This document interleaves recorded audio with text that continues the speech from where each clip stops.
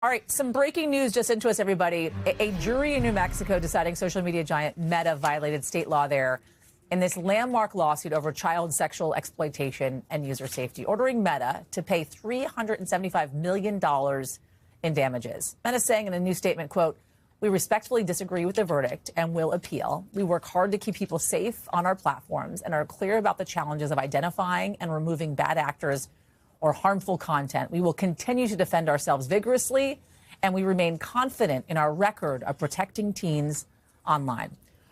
Want to be clear here.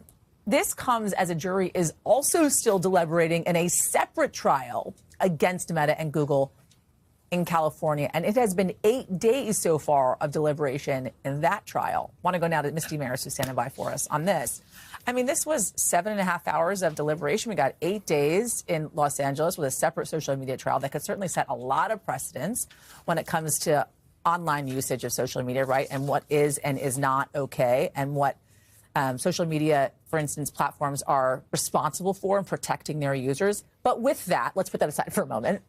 Let's talk through what the jury is saying in this trial out of New Mexico. So these are all really consequential for big tech and social media platforms.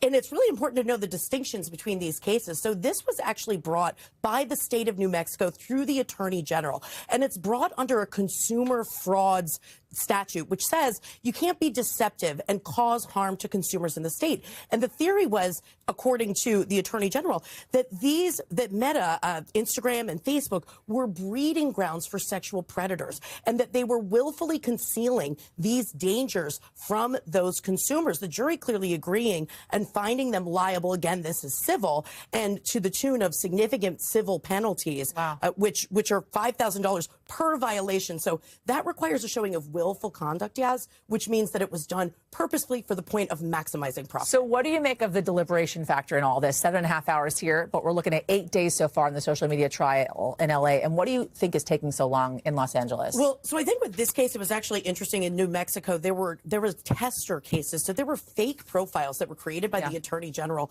that were basically showing this exploitation that was presented to the jury.